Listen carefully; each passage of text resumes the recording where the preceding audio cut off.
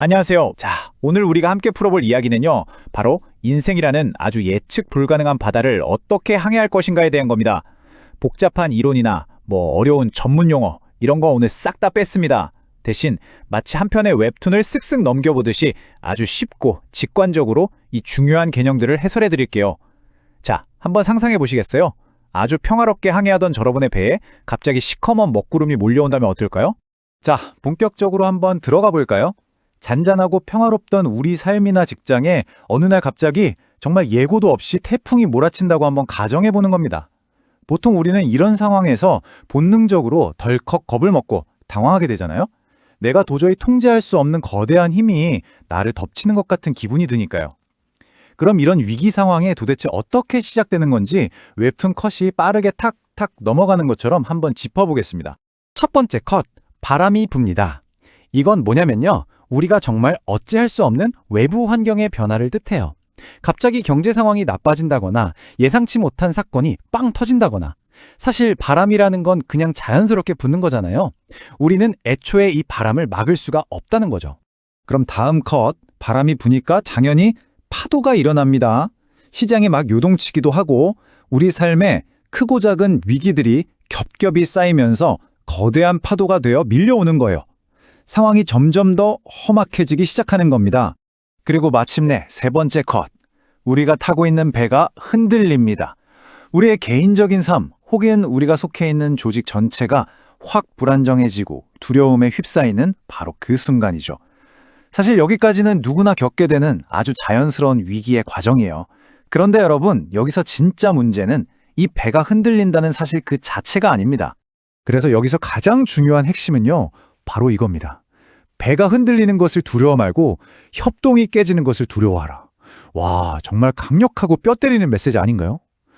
우리는 보통 밖에 막 몰아치는 비바람이나 거센 파도에만 온 신경을 곤두세우잖아요. 하지만 오늘 자료가 말하는 진짜 위협은 배 밖의 폭풍우가 아닙니다. 배 안에서 우리 선원들끼리의 팀워크가 무너지는 것, 바로 그거예요.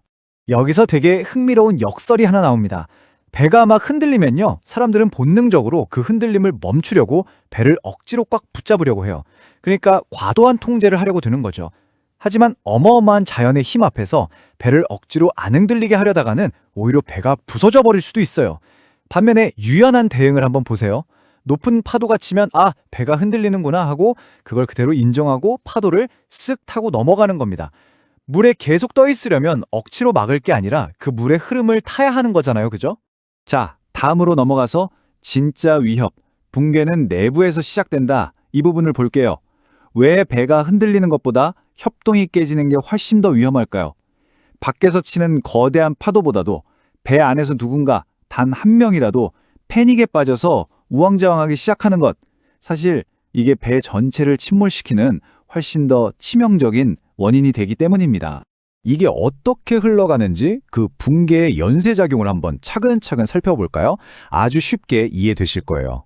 처음엔 한 사람이 너무 당황해서 막 우왕좌왕합니다. 그러다가 아차 싶으니까 자기가 해야 할 일을 내팽개치고 남한테 쓱 책임을 미루는 거죠.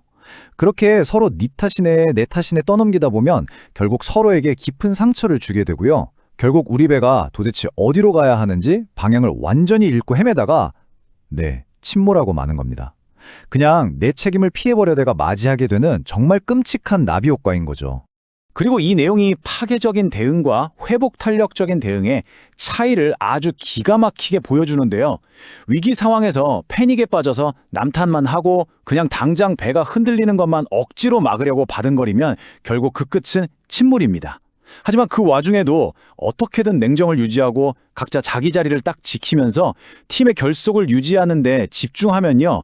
아무리 거친 파도 속에서도 우리는 항해를 계속해 나갈 수 있다는 겁니다.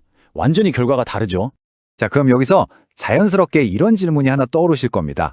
아니, 모두가 막 두려움에 떨고 배는 미친 듯이 흔들리는데 도대체 어떻게 해야 우리가 이 끈끈한 협력을 유지하면서 다 같이 살아남을 수 있다는 걸까요? 뭔가 엄청나게 거창하고 복잡한 전략이 필요할 것 같잖아요. 그런데 해답은 정말 놀랍도록 단순합니다.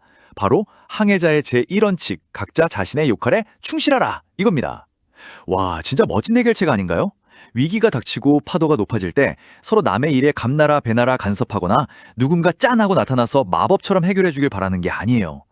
그 배에 탄 모든 사람이 그저 냉정하게 자기가 원래 맡았던 일, 그러니까 지금 내가 여기서 당장 할 수 있는 바로 그 일에 묵묵히 최선을 다하는 것.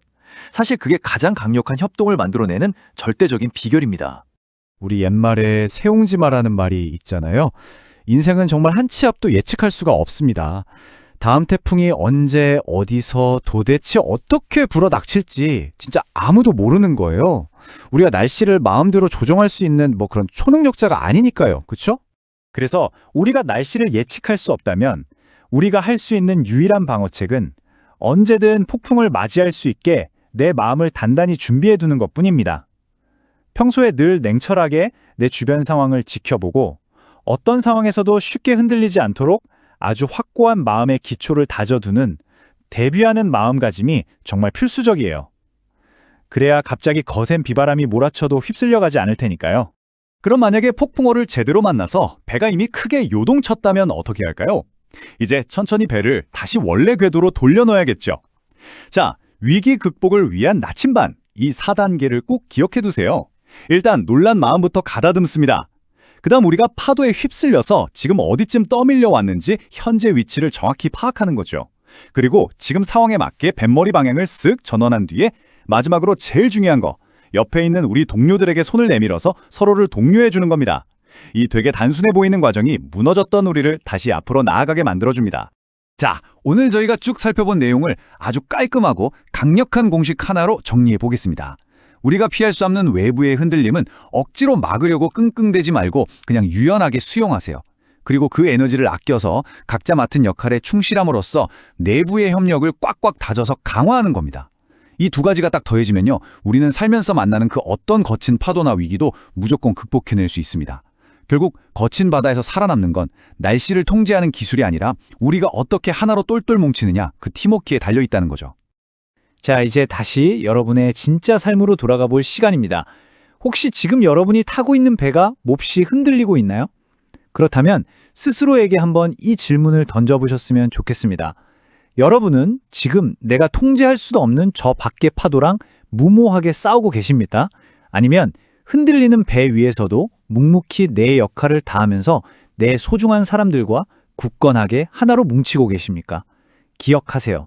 폭풍우 속에서 우리가 꽉 잡아야 할 건 꺾일지도 모르는 배의 돛대가 아니라 내 곁에 있는 사람의 따뜻한 손입니다. 오늘 해설은 여기까지고요. 여러분의 평안한 항해를 언제나 응원하겠습니다.